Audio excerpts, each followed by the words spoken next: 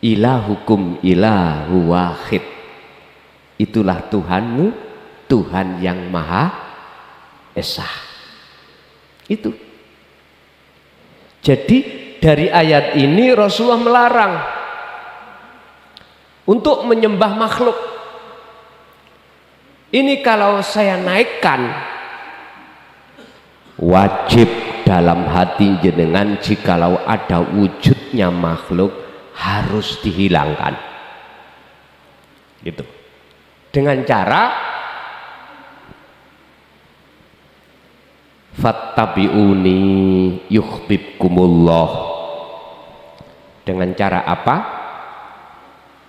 Surah Ali Imran ayat 31. Kul, katakan Muhammad, in kuntum tuhibbunallaha, jikalau umatmu betul-betul ingin menjalin cinta sama aku Allah, fattabi'uni, suruh ngikuti kamu. Akhirnya Rasulullah dawuh, fattabi'uni, ikuti aku. Ngikuti yang bagaimana? Rasulullah tadi melarang kita menyembah, memuja, memuji beliau, tapi kita disuruh untuk memuja, memuji, menyembah ilahun wahid. Yang ilahun wahid ada di dalam dan di luar diri panjenengan, sehingga tali keilmuan sampean dengan Rasul mutasil, sambung cepet nggih, cepet. Ngikuti jenengan yang bagaimana ya Rasul? Itu tadi dimasukkan di dalam uswatun hasanah. Apa? Hati harus ada keinginan bertemu Allah. Otomatis dibukakanlah bil huda wa dinil haq. Makanya Al-Quran itu turunnya berangsur-angsur biar nggak bingung, berangsur-angsur, step by step. Kita setelah mengikuti ajaran Rasulullah di jalur dinut tauhid, maka hidayah dalam hati kita buka, Pak. Bentuk jenengan menerima. Itulah yang Allah katakan, ja'al haqqu wa zahaqal batil innal batila kana zahuqa. Jikalau akunya Allah sudah datang dalam hatimu, mesti aku nih makhluk sirna, hilang, fana, hancur.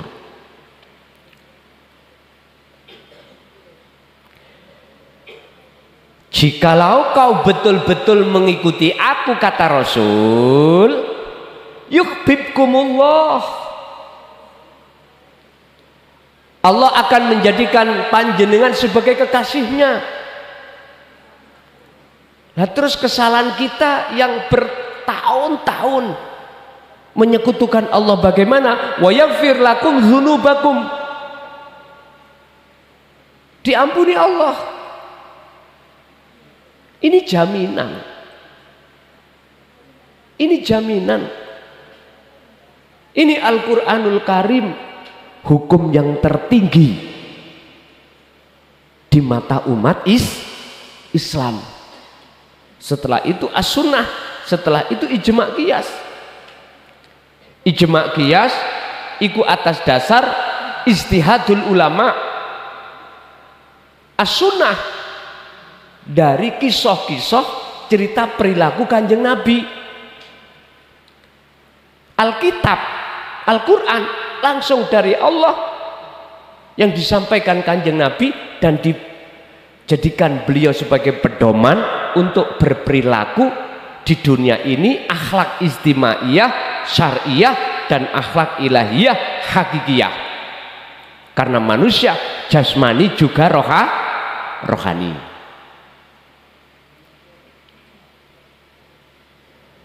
Otomatis ini tidak terpisahkan dengan wasilah. Bisa bertemu Allah itu tidak bisa dipisahkan dengan wasilah.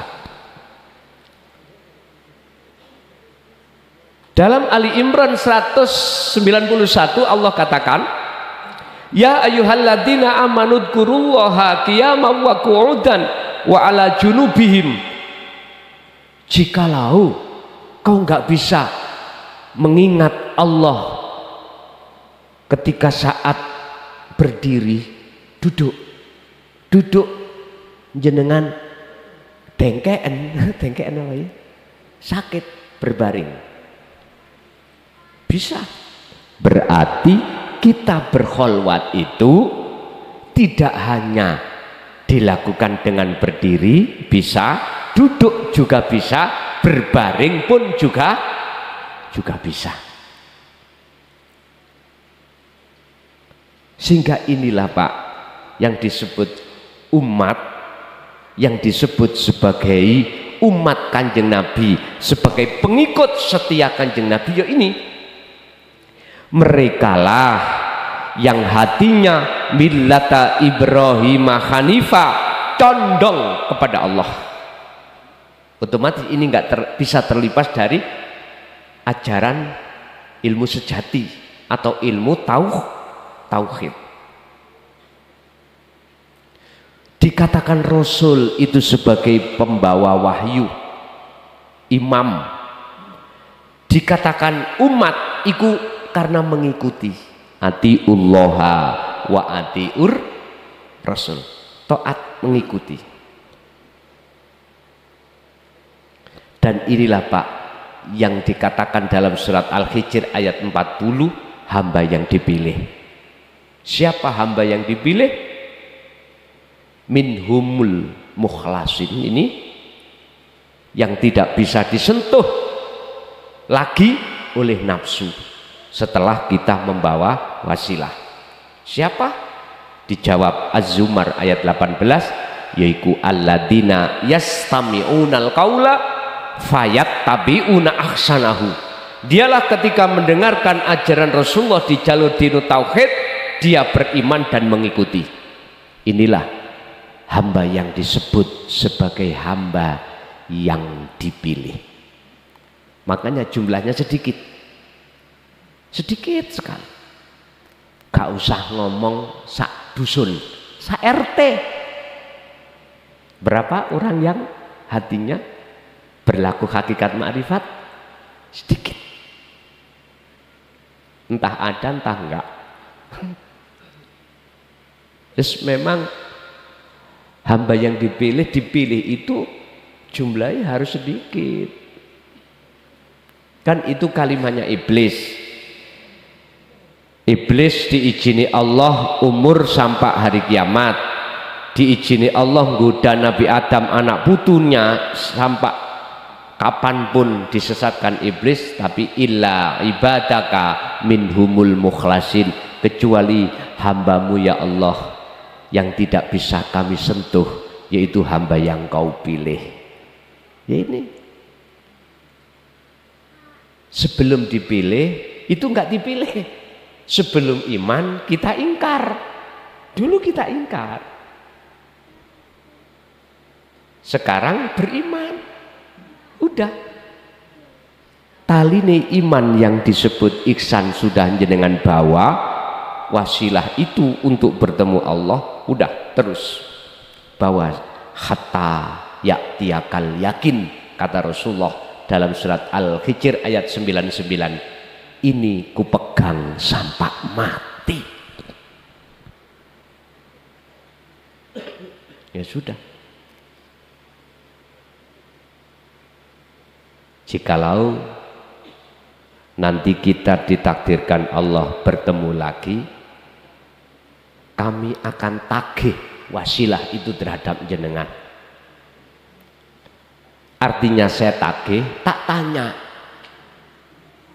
kaifa haluk, bagaimana kabar hati jenengan membawa wasilah itu tambah maju apa enggak, tambah tajam apa, umpama gaman itu tambah tajam apa, peper itu enggak bisa dibuat ngarit loh Pak, apa itu, tumpul.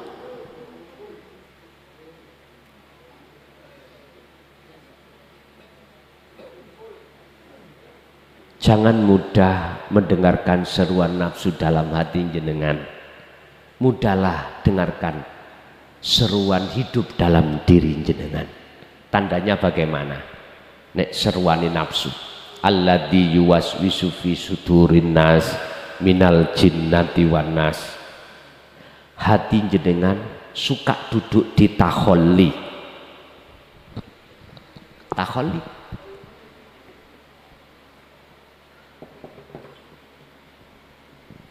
Ngaku muncul rasa iman makhluk ikut takholi, lalu prosesnya takhali dibersihkan, titik kha itu dihilangkan biar jadi kha, hilang proses penafian keakuan diri. Setelah itu tajalli, titiknya diletakkan di bawah. Artinya dunia seisinya jadikanlah sebagai tumpaan kendaraan Anda untuk bertemu Allah. Jangan dunia ini menumpai jenengan. Apa menumpai? Menumpangi jenengan. Jangan Anda diperbudak nafsumu, tapi jadikanlah nafsumu sebagai budakmu untuk sebagai kendaraan bertemu Allah. Jadi Pak, hakikate umat Kanjeng Nabi adalah merekalah yang hatinya sudah membawa wasilah.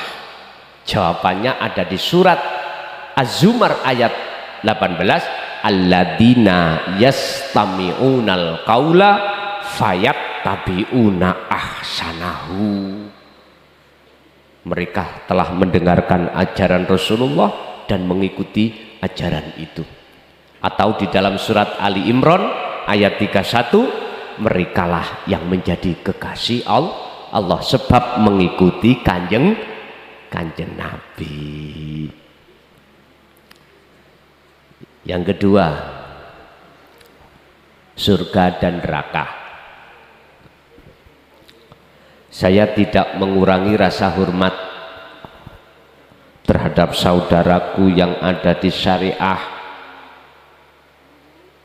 yang dititipi iman bahwasanya surga dan neraka itu besok setelah terjadinya yaumal qiyamah, yauma yub'af, yaumal hisab. Tiga hal ini. Yaumal qiyamah, di mana bumi dan seluruh seisinya dimusnahkan Allah, termasuk makhluk malaikat.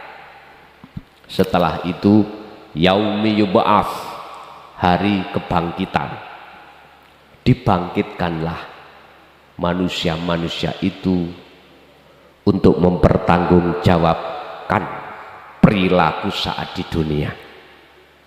Dibawalah ke padang mahsyar, terjadilah yaumi hisab, di mana amal manusia baik buruk maupun bagus ditimbang.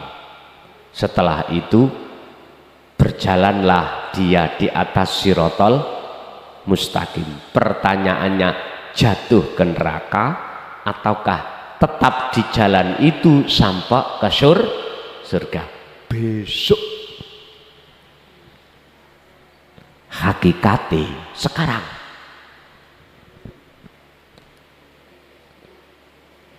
Sebelum kita masuk di alam nar, neraka panas, al jannah enak, ada proses Pak. Sekarang aku bicara surga dulu. Surga itu tidak mengenal susah. La khaufun alaihim walahum yahzanun. Rasa takut nggak ada, gelisah khawatir nggak ada, alias damai, tenang, bahagia. Anda harus ngalami hari kiamat dulu. Apa? Pemusnahan seluruh wujud makhluk.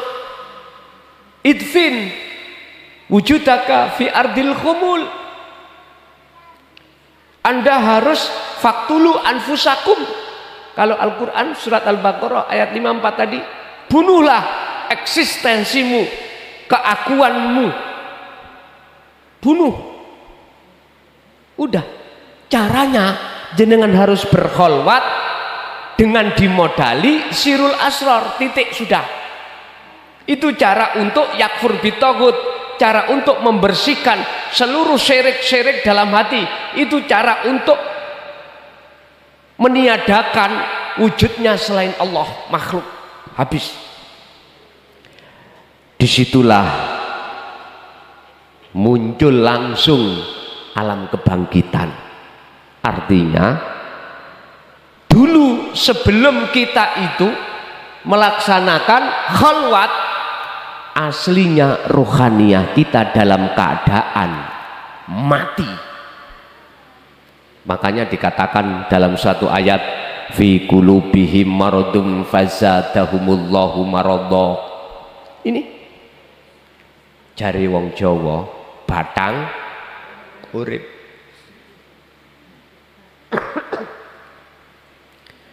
Kita hakikatnya mati. Dikatakan mati menjadi budaknya hawa nafsu. Dikatakan menjadi budaknya hawa nafsu karena di dalam hati kita selalu muncul keakuannya makhluk. Inilah tanda kalau hati yang mati. Berhubung jenengan mutu qoblal maut, melakukan kematian sebelum datangnya kematian, jenengan dengan bentuk menjalankan khalwat ini, maka disitulah disebut sebagai yaumi yub'ats, dibangkitkan hati jenengan, ruh yang lama tertidur, yang lama mati menjadi hidup. Artinya nama roh si salik mang lho sing kesebut iku hilang, akhirnya jenenge urip. Kalau sudah masuk di innani anallah, nggak akan bisa disentuh dengan hukum apapun karena Allah. Apa mungkin Allah bisa diatur, Bapak Ibu? Nggak bisa toh? Justru Allah yang mengatur. Beliau punya sifat jaiz. Suka nggak suka kita, kalau Allah mengendaki in arada syai'an ayyakula lahu kun fayakun, nggak bisa kita menolak. Nggak bisa. Bapak Ibu, inilah maksud hakikate dino kebangkitan itu. Anda keluar dari zona mati menuju zona hidup. Akhirnya ketemulah yaumi yub'ats, yaumil hisab, hari perhitungan. Disitulah Anda akan tahu mana buruk, mana batil, mana hak. Tahu. Dulu kita nggak pernah tahu, Pak. Contoh. Kita dulu kalau melihat perbuatan kita sholat, mestilah baik nggih. Zakat baik nggih. Puasa, haji, baca Quran baik nggih di mata manusia. Kita nggak tahu ini baik di mata Allah atau enggak. Kita nggak tahu.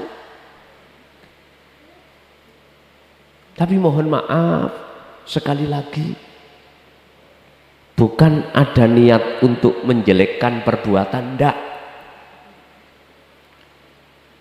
Bentuk kasih sayang kami kepada panjenengan itu, walaupun dirasa ini pahit, tak sampaikan. Sesungguhnya ketika kita melakukan ibadah murni, contohnya sholat, kok yo hati kita menghadap selain Allah, nyun sewu Pak nggih, estu nyun sewu, miturut kacamata hakikat kita syirik. Buka surat Al-An'am ayat 79. Bagaimana ketika saat beliau baginda Nabiullah Ibrahim alaihissalam sudah tidak dikatakan menyembah selain Allah dan tidak menyekutukan lagi. Di situ dikatakan inni wajjahtu wajhiyah, sesungguhnya ku hadapkan wajah ruhku kepada wajah Allah. Gini ki namanya ainul basirah, hakul basir. Ya ini ketemu Allah. Ya ini yang dimaksud khusyuk, ya ini. Sifatnya wajhiyah, fataras samawati wal ardh, yang menggerakkan, yang menciptakan isi langit dan bumi. Kalau betul-betul hati beliau Nabiullah Ibrahim menghadap wajhiyah, tidak menghadap isi langit dan bumi, maka wama ana minal musyrikin. Sebaliknya, mafhum mukhalafah daripada ayat itu adalah kebalikan. Tatkala inni wajahtu, tidak wajhiyah tapi lilladzi fataras samawat, sifatnya, kuasanya, namanya, zatnya, maka manafi yang ada di situ nggak ada. Akhirnya wa ana minal musyrikin, dan saya masih tetap menjadi orang yang menyekutukan Allah. Bentuk aku sholat eling bokong semok, syahwatut dunia. Ini menurut kacamata hakikat. Sehingga di dalam hadits qudsi Allah dawuh, janganlah kau sembah namaku, sifat datku, tapi sembahlah aku. Wa aqimi sholat lidzikri, tegakkan sholat itu semata-mata lidzikri, supaya ingat padaku. Ku, bukan Allah, bukan sifat, bukan nama, bukan dat, tapi aku.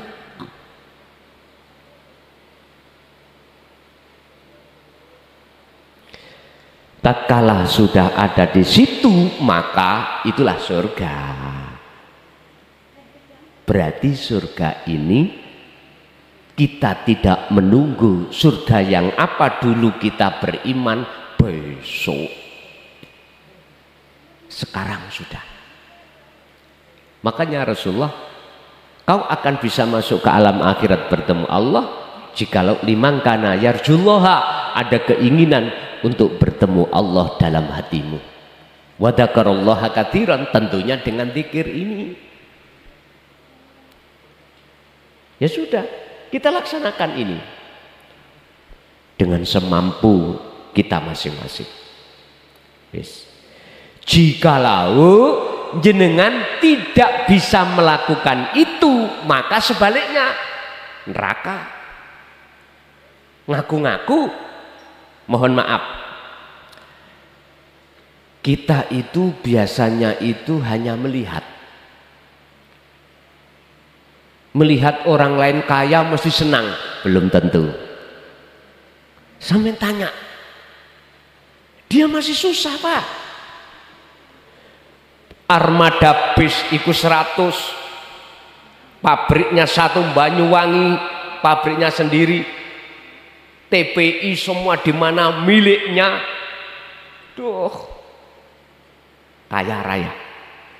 Dia lo takut jatuh miskin, khawatir kalau dia nanti rugi, padahal sudah kaya. Sampai tanya, jikalau beliau belum memegang wasilah, pasti Pak itu rasa trimone syukur nang Allah sejati enggak ada, masih kurang, enggak ada habisnya. Memang begitulah nafsu membuat kesenangan dunia ini kekal dan abadi bagi hati kita yang terjerumus di situ. Padahal Allah katakan ad-dunya mataul ghurur. Kita ditipu oleh nafsu. Wal akhiratu khairu wa abqa. Sedangkan akhirat itu kekekalan yang lebih baik. Sampai antara dunia dan akhirat di dalam surat Al-Qasas ayat 77 Allah letakkan di depan sing akhirat. Wabtagi lando, memperolehlah kamu semuanya fima, terhadap perkara atakallah, ataka kang nganugrahake ka ing sira sapa Allahu Gusti Allah. Berupa apa? Darul akhirah. Raihlah apa yang telah Allah anugerahkan terhadapmu. Berupa apa? Darul akhirah, hubungan langsung hatimu pada Allah. Itulah darul akhirah, tempat akhirat. Lalu walatansa nasibaka minad dunya, urusan kedua dunya bagiamu jangan kau tinggalkan. Berarti yang di depan adalah akhirat yang terpenting. Tapi diwalik Pak, kebalik kita itu, kita yang kaya, yang sudah punya pangkat, kata kita yang tidak punya, enak ya yang punya pangkat, greges Pak. Iya, takut jatuh, kehilangan pangkat, disidik KPK, mlebu nangone hukum. Aduh, ngeluh tambahan, ngeluh. Makanya hati-hati terhadap saudara-saudara saya yang mulai ada di kadus, lebih-lebih kades, camat, bupati, gubernur, menteri. Hati-hati, hati-hati. Apa? Tembok, apa ini namanya? Dinding itu bisa bicara, mesti konangan. Kalau kita berani untuk ngotil duit masyarakat, pasti konangan. Nggak percaya ya? Karena sekarang itu dinding, pohon, tembok, semuanya dibikin bisa bicara, mengabari si A ngutil anggaran ini. Itu Pak, karena dindingnya sudah bicara semuanya. Hati-hati, baik yang di instansi kepolisian, TNI, hati-hati. Tapi Pak Nyun Sewu, selama kita belum memegang wasilah, mesti hati tersilaukan dengan keindahan, kenikmatan kehidupan dunia.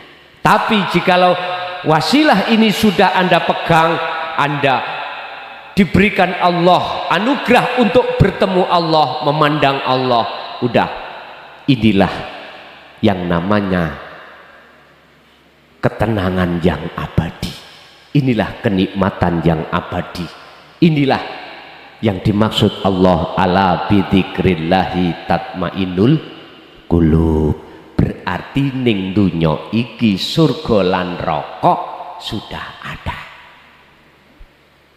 tinggal jenengan pilih jalan yang mana. Monggo sak kersa, sebab di dalam jagatnya ruh itu ada pohon dua yang disebut pohon basariyah, dan pohon basiro. Siapa yang memanjat pohon basariah karena ini dari nafsu, maka dia ujung-ujungnya masuk neraka. Hati terasa gelisah, khawatir dan ketakutan. Tapi barang siapa yang memanjat pohon basiro di dalam ruhaniyah ini, karena ini adalah, mohon maaf, bil huda wa dinil haq, ujung-ujungnya adalah surga. Inilah rahmat, inilah pertemuan terhadap Allah. Ketika perbedaan antara munajat dan doa, sebab ada yang mengatakan jadikanlah doa itu untuk munajatmu pada Allah. Sederhana Pak, munajat itu media hati Anda untuk bertemu Allah. Contoh, doa ini berupa sholat. Jadikan kau sholat sebagai media munajatmu bertemu Allah. Tapi mohon maaf, jikalau tidak membawa wasilah, telek ane iso. Paham ya? Bahasa kula wau lho. Sungguh tak akan pernah bisa, Pak. Contoh hadis sahihnya Rasulullah ketika Rasulullah memegang serban hijau. Hei sahabat, siapa yang bisa sholat khusyuk akan saya kasih serban hijau. Semuanya gak ada yang bisa. Sekalipun Sayyidina Ali sebelum salam kila teringat serban hijau. Itu artinya apa, Pak? Hadis itu jangan disimpulkan Sayyidina Ali nggak bisa, apalagi kita. Jangan gitu. Jangan mengkerdilkan semangatnya umat. Jangan. Terkait masalah nur makrifat, terkait masalah bertemu Allah, di Al-Quran itu Allah tidak pernah memakai isim makrifat, mesti isim nakiroh. Untuk pertemuan, untuk rahmat, untuk hidayah, untuk anugerah, mesti memakai mayyasha, hamba yang Allah kehendaki. Nurun ala nurin yahdillahu linurihi mayyasha. An-Nur 35, nur makrifat ada di situ. Kanjeng Nabi, subhanalladzi asra bi abdihi loh. Jelas tak? Hamba kan sifatnya umum, tapi berhubung di situ ada hak sebagai rujukan yang dikhitabi Muhammad, maka secara syar'i bi abdihi ai Muhammad sebagai hambane Allah. Jenengan hamba mboten? Hamba toh? Hamba siapapun.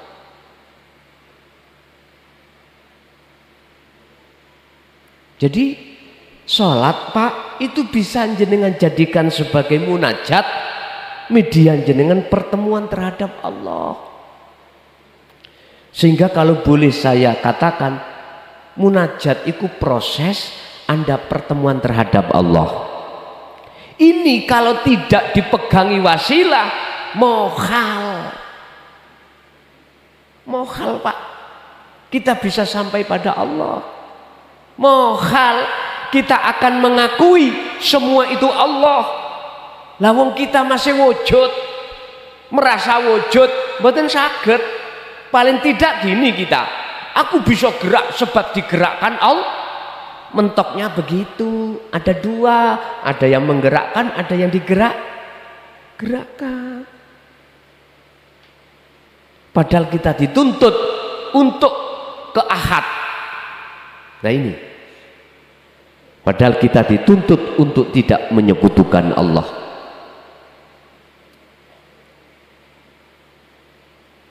Otomatis wasilah itu dikasihkan, baru kalau sudah nyampe hilang semuanya. Jadi yang tadinya aku makhluk, saiki dadi aku Allah. doa dalam pandangan orang syariat itu memohon. Ud'uni astajib lakum, jalu sira kabeh ni ingsun. Jenengan enggak pernah berpikir mengapa ni itu ada ya mutakalim yang menunjukkan terhadap kekhususan terhadap Allah? Enggak berpikir. Kok umpama berpikir ngeten, sebelum aku minta iku ketemu ambek yang memiliki. Kan ini menyimpan syarat to niku. Jikalau kau betul-betul lau doa, apabila betul-betul Anda itu meminta padaku astajib, maka saya kabulkan. Artinya sebelum jenengan mengatakan permohonan minta pada Allah, datang dulu bertemu Allah, karena Allah yang memiliki. Jangan langsung jenengan ini ngambil perkara sing sampean minta, nggak ketemu dulu sama yang memiliki. Ini namanya long nyolong.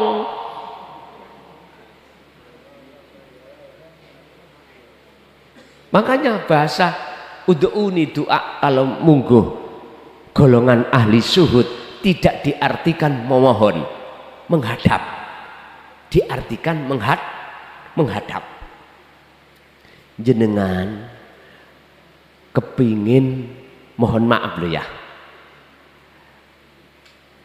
pohon pepaya tetangga jenengan, mestinya jenengan mendatangi dulu terhadap yang memiliki tetangga itu. Pak D, saya minta pepayanya ya, kudu gitu ketemu. Gak langsung minta, wujudnya minta ngantemi pepaya, gak ngomong sama Pak D, iki susah iki. Makanya nanti kalau jenengan sudah memegang kitab Qadim, genah sak genahe jenengan mengke luyo. Ingat, suami istri sampean gak ono regane dibuang kok. Anak dibuang. Dunya brono dibuang dari hati jenengan, bukan jasmani, bukan.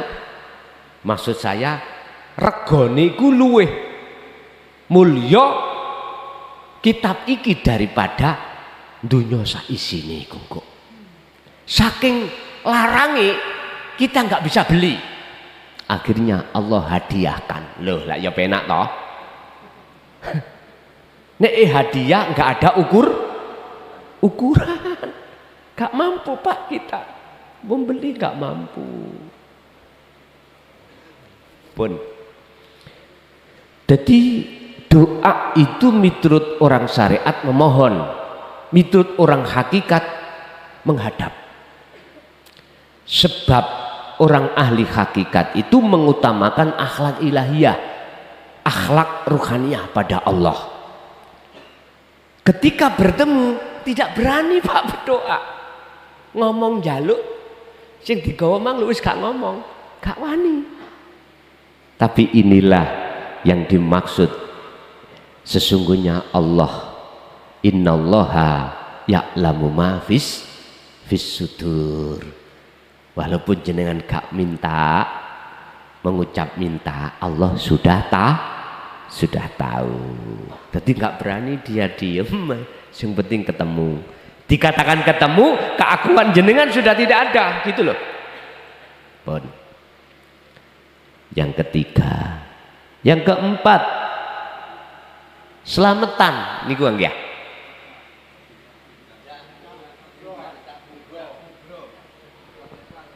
Oh, nidak kubro surat Ikhlas niku kan tujuannya macam-macam nggih.